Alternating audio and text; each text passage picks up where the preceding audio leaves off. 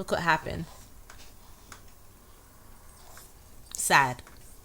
Anyways, stay tuned to the end of the video. I've got something to show you. My name is Melissa, and this is the Couch Mom Club. Thank you, Noel.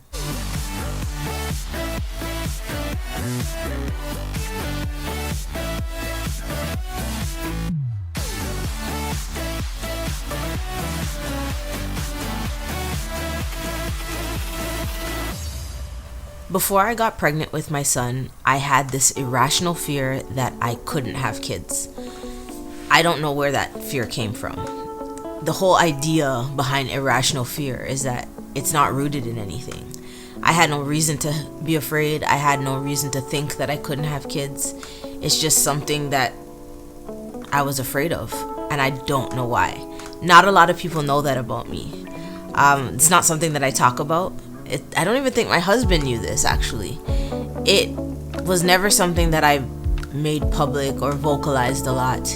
I remember when I got engaged, it was something that kept me up at night.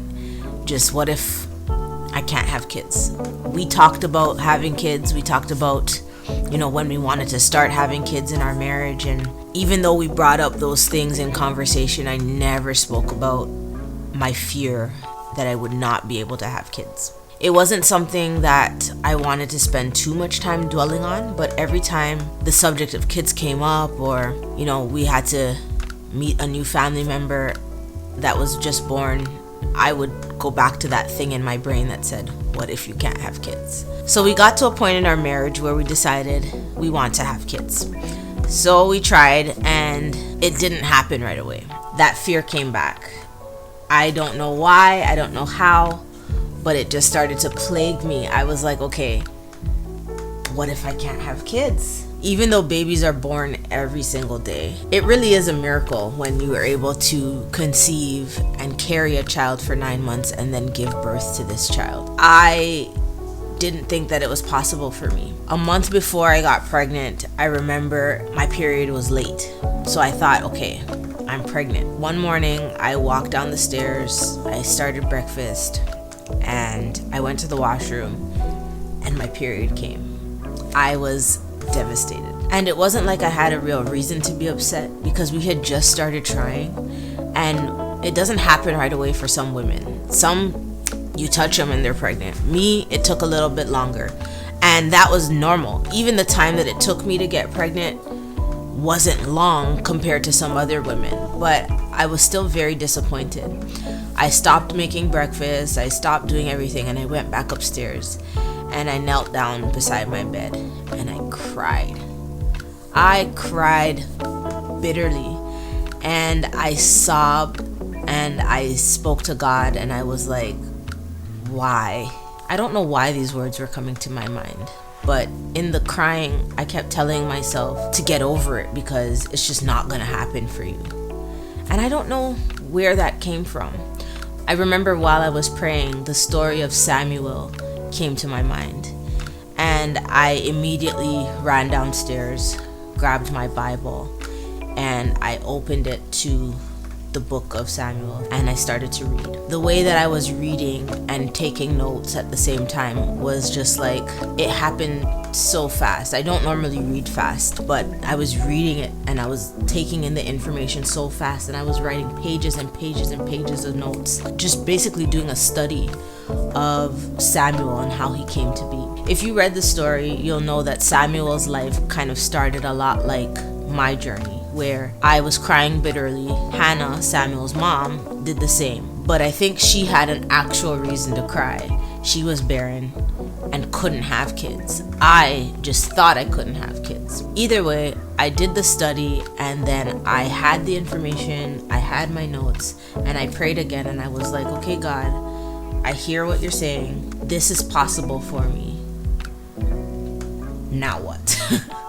The very, very next month, I got pregnant. So here I was now pregnant with all the information that I had about this Samuel character.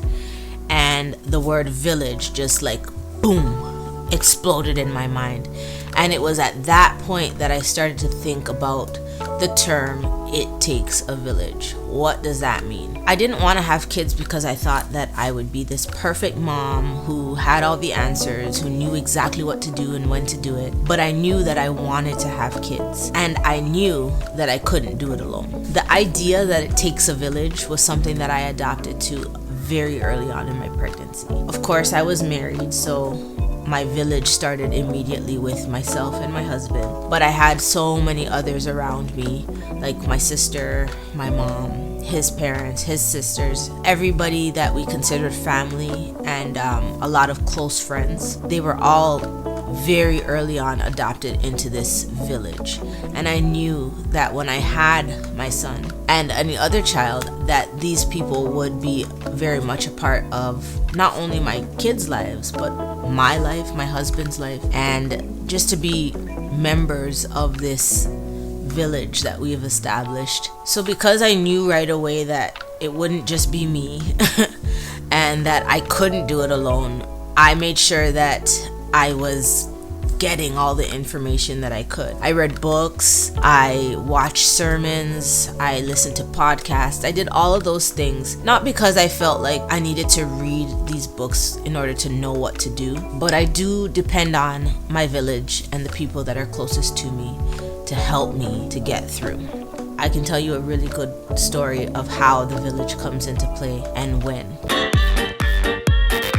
A very recent story. I'm potty training my son. Well, we are potty training my son. It's hard. It's hard. And I almost gave up like 13,000 times. All of the books say, do not potty train while you have a newborn in the house. Something about it being a new transition, new environment for him, and all of this stuff. But I desperately did not want to have 2 kids in diapers.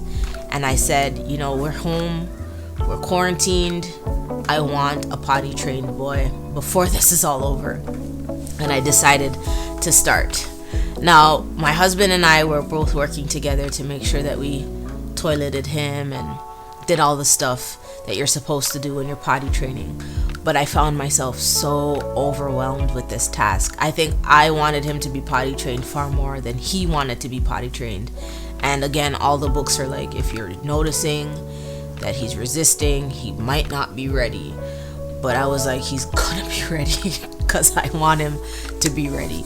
I didn't put my own needs and my own wants and desires for him to be potty trained above his own readiness.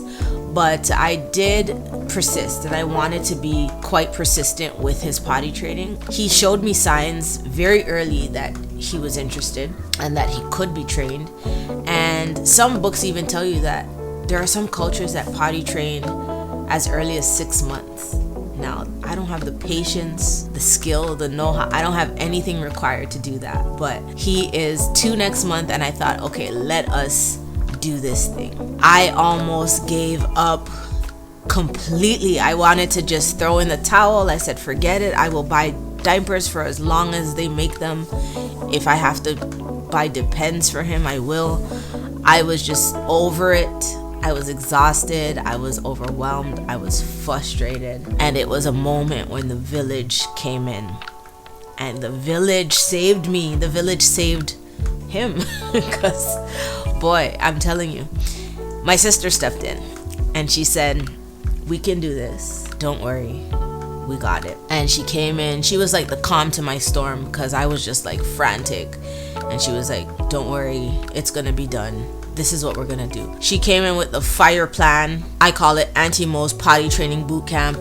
And she just did an amazing job. And with her help, with encouragement from friends that knew that I was potty training, with obviously my husband's help, we potty trained that kid, and I thought it was going to be impossible, but we did it. He is now 2 days completely accident free and counting. So we're so excited to see that this continues and that he will be fully fully trained, and we won't have any overnight accidents, and we can leave the house with no problem, and I will officially be out of having to buy diapers for 2 kids. I'm so excited about that. I think I'm more happy than he is, because it was something that I wanted more than he wanted, and I think I benefit a little bit more. I mean, he's using the toilet, but that's about it.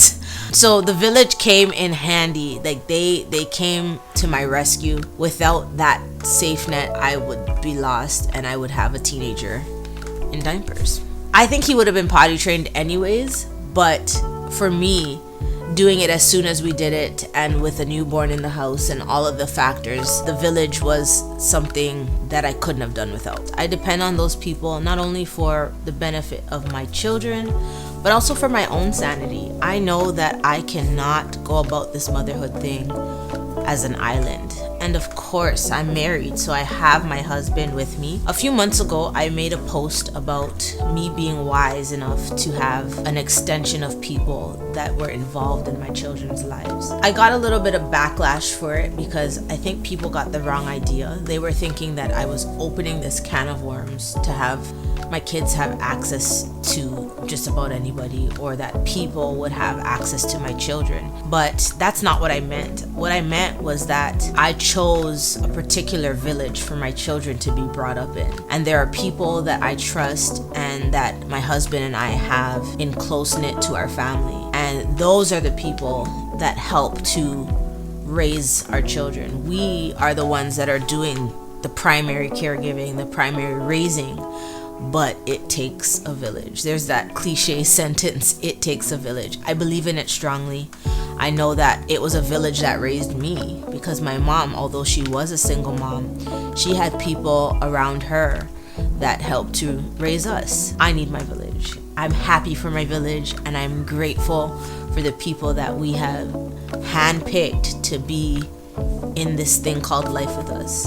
We journey with them every day, and we realize that, raising kids is a lot more than just posting a cute picture on social media. Like, obviously that is fun, but it takes so much more.